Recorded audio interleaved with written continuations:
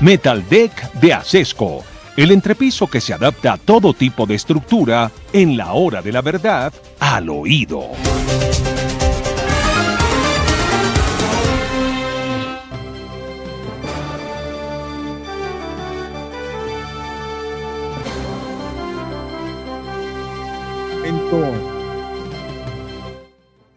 Y es el momento de hablar con ustedes al oído. Empecemos por el tema que les estaba anunciando hace un segundo, que tiene que ver con el supuesto espía del que habló Gustavo Petro en alguna de sus alocuciones presidenciales.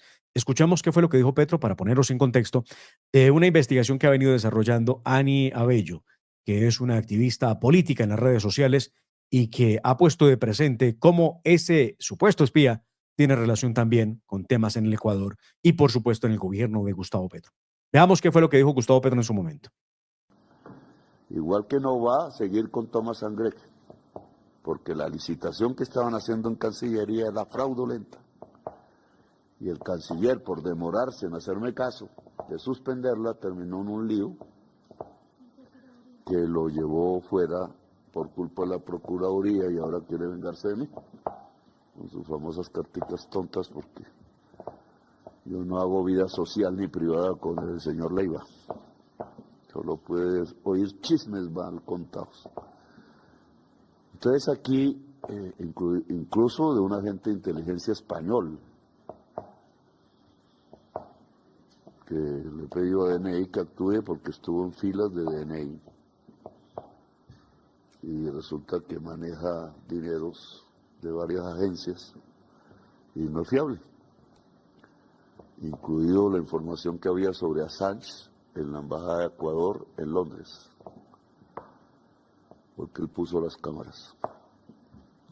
Entonces, tienen que proceder. Proceder es bajo la ley. El presidente no da órdenes para incumplir la ley, a menos que sea muy ignorante en el tema y ahí me equivoque, y entonces corregimos. Oigan los datos que entrega Gustavo Petro en esta declaración que no puede pasar desapercibida, como lo ha dicho Ani Abello en un muy buen hilo que ha publicado esta mañana.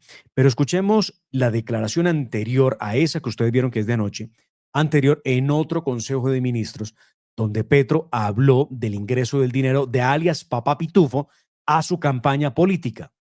Dinero que, dice Gustavo Petro, devolvieron y que ese supuesto espía, que me sorprende, acaba de afirmar Gustavo Petro, trabajó en la Dirección Nacional de Inteligencia en Colombia. ¿Quién lo trajo? ¿Xavier Vendrell, el amigo catalán de Gustavo Petro? Veamos qué fue lo que dijo Petro en su momento. Sabemos que el señor Marín intentó en campaña infiltrar a través de mis familiares la campaña y nunca pudo. Hasta incluso cuando entró los 500 millones famosos, se los hicimos devolver al que los recibió y hay video. Solo que el video creen que lo tiene una sola persona, que es un agente de inteligencia español, doble, trabaja para ambos, saca plata, es su único objetivo. Un artículo sobre él está publicado en El Mundo y es cierto. Y usó la inteligencia colombiana para sacarle plata a Diego Marín y varios otros han hecho lo mismo, porque Diego Marín trata de sobornar y no aceptar la propuesta del presidente. Ahora veamos qué relación tiene este sujeto del que está hablando Gustavo Petro. Vean ustedes esta publicación del universo.com. Hacker español que espió a Julian Assange hace ataques en Ecuador orquestados por el correísmo, asegura Fernando Villavicencio. Ramón Devesa, esa es la persona de la que estamos hablando y que tendría relación con la Dirección Nacional de Inteligencia y que vean ustedes el alcance que tiene para haber estado también involucrado en los temas en el Ecuador. Este es el que supuestamente grabó el video del que habla Gustavo Petro, daría cuenta de que sí regresaron el dinero a alias Papá Pitufo. Ramón Devesa es el que está en ese detrás del video, el que lo tiene, el que lo guarda, y Petro se ha quejado porque no lo quiere devolver para poder demostrar que la campaña de Gustavo Petro sí devolvió los 500 millones de pesos. Dice la activista digital y política Ani Abello, Ramón Devesa fue el mismo que grabó el video de la entrega de los 500 millones de pesos que Papá Pitufo le donó para la campaña a Gustavo Petro. Y, por supuesto, el seguro que ha utilizado Gustavo Petro para decir que ahí no hay culpa en nada, es decir, que devolvieron la plata, pero ¿realmente devolvieron la plata? Es la pregunta. Petro se defiende y dice que existe el video. Pero además veamos otro hallazgo que hace Ani Abello en ese trino. Habla de la agencia de periodismo de API, que muestra cómo hubo 3 entradas de Devesa a la Casa de Nariño en el gobierno de Gustavo Petro. Ahora, la gran pregunta que nos hacemos todos es cómo este español fue miembro de la Dirección Nacional de Inteligencia en momentos en que entraba, o más bien salía, Carlos Ramón González de su cargo, o en qué momento estuvo al frente de la Dirección Nacional de Inteligencia, qué papel jugó. Pues vamos a averiguarlo, porque nos parece una denuncia de la mayor gravedad que se esté conociendo por boca de Gustavo Petro, que este señor español, que dicen es experto en temas de inteligencia, tuvo que ver no solamente con los temas de Julian Assange en el Ecuador, como lo denunció Fernando Villavicencio, a quien asesinaron, recuerden ustedes, en el Ecuador cuando aspiraba a ser presidente, y estuvo al servicio de Rafael Correa. Y es que algunos otros de esos que llamaban estrategas que acompañaban a Rafael Correa estuvieron, por supuesto, acompañando también y ayudando a la campaña de Gustavo Petro. Vamos a ver qué responde el gobierno. Vamos a imágenes de apoyo sobre el ataque que sufrió Miguel Uribe Turbay, quien sigue debatiéndose entre la vida y la muerte en una clínica en Bogotá, pero sigue con fortaleza gracias a las oraciones de millones de colombianos que piden por su recuperación. Pues se ha conocido que hay unas declaraciones de Catherine Andrea Martínez, alias Gabriela, que es procesada por la Fiscalía General de la Nación como la persona que al parecer fue la que entregó el arma al sicario de 15 años para que disparara contra el senador y precandidato Miguel Uribe. En medio de las indagaciones que se hacen frente a esta situación, la alias Gabriela reveló detalles que son pistas que ayudan a resolver quién está detrás del ataque terrorista a Miguel Uribe. De acuerdo con las primeras declaraciones que entregó esta mujer a las autoridades, que recuerden, es una mujer de 19 años capturada en el Caquetá, alias Gabriela conoció a alias El Costeño en un bar en el centro de Bogotá y ya había hecho algunos pactos con él anteriormente en el mundo de la delincuencia. Este sujeto es de un hombre de 41 años, señalado como el principal eslabón de la red criminal tras el atentado a Miguel Uribe Turbay, y la contactaba a ella para llevar encargos bajo la promesa de que ella no se iba a exponer y que a cambio de eso pues iba a recibir dinero. En el caso puntual, recuerden ustedes, este atentado criminal perpetrado el 7 de junio, la oferta era si ella moría, le pagaban 10 millones de pesos.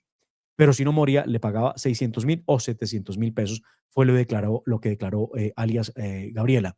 Es una mujer de 19 años, barranquillera, que no solamente dijo eso, sino que también anunció que la enviaron al departamento del Caquetá, donde le prometieron que la iban a proteger guerrilleros de las FARC y que le iban a entrenar en manejo de drones o en manejo de explosivos. Fue lo que dijo esta mujer en medio de esas declaraciones que ha venido entregándole a la justicia, alias Gabriela. Y pronto tendremos que saber y establecer quién está detrás efectivamente, porque estos son los perpetradores, ¿no? Falta conocerse quién es el autor intelectual de este ataque abominable en contra de Miguel Uribe, porque seguimos rezando por su pronta recuperación. Muy bien, ¿qué ha pasado con la derogatoria del decreto o del decretazo de Gustavo Petro que cita una consulta popular? Aquí Armando Benedetti trata de explicarlo. Escuchemos qué fue lo que dijo. El decreto que deroga la consulta popular ya está en marcha. ¿Qué ha pasado con esto?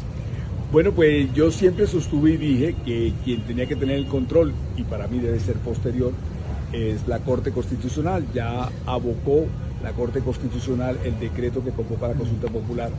Por lo tanto, aunque está derogado, pero me parece sana y buena la discusión que se debe dar jurídicamente. ¿Pero cuándo van a terminar de firmarlo los ministros? Porque se sabe que no lo han terminado de firmar. No, ya está firmado. La verdad, yo no sé por qué no está publicado, pero ya está firmado. Debería estar ya firmado y el presidente lo dijo, creo que el viernes o el sábado, que se iba a derogar. Es decir, en este momento ya está derogado ese decreto, señor ministro. Pues falta la publicación. diría yo, pero no tengo detalles al respecto, pero le insisto, el presidente lo dijo, yo no sé si fue el viernes o el sábado que lo iba a derogar y hasta donde yo supe ya todos los ministros lo habían firmado. Ministro,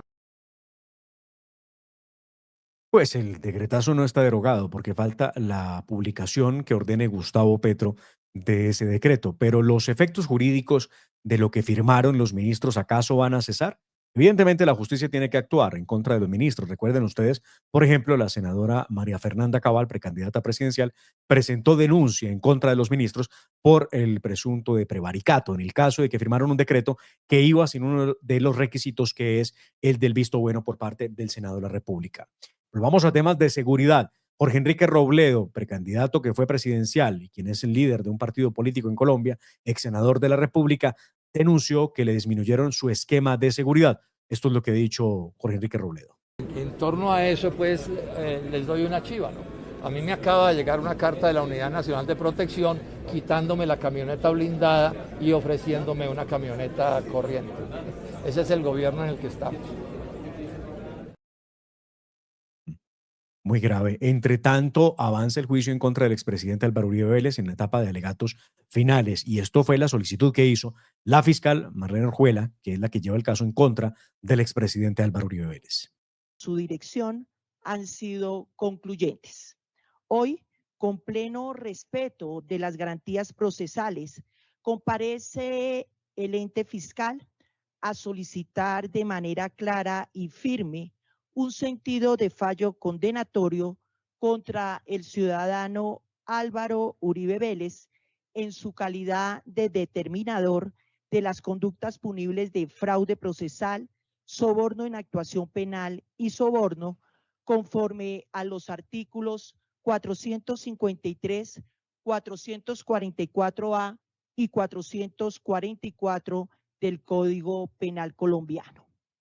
La estructura probatoria desplegada en esta audiencia, como lo fueron declaraciones, interceptaciones legales, documentos, registros audiovisuales y el contexto fáctico integral, no solo ha superado con suficiencia el estándar de certeza, sino que ha dejado sin asomo de duda que el acusado ideó, promovió y respaldó una estrategia orientada a manipular el curso de la justicia penal, utilizando a terceros con el objetivo deliberado de forzar la retractación de testigos clave como Juan Guillermo Monsalve Pineda y Pablo Hernán Sierra García y construir una narrativa exculpatoria que favoreciera sus intereses personales.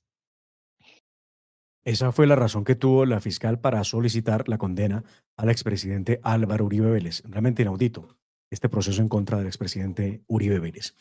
Mañana estaremos con ustedes nuevamente aquí en la Hora de la Verdad, desde las 6 de la mañana, hora Bogotá, para que nos acompañen con más noticias, más personajes, reacciones y, por supuesto, análisis de lo que pasa en Colombia y el mundo. A todos ustedes, que Dios los bendiga. Muchas gracias por acompañarnos. Mañana nos vemos y nos escuchamos aquí en la Hora de la Verdad. La familia Ramírez duerme tranquila porque su techo está bien hecho. Bien hecho como las cubiertas Acesco. Por su doble capa protectora, son ultra resistentes a la corrosión y al paso del tiempo. Para que tu techo quede bien hecho, exige calidad Acesco. Hay quienes prefieren la comodidad de la mentira y quienes buscan la fuerza de la verdad. La Hora de la Verdad es para quienes no se conforman con lo superficial. La Hora de la Verdad con Fernando Londoño Hoyos, Lemar Córdoba y su equipo de trabajo llega para mostrar la realidad del mundo y de Colombia.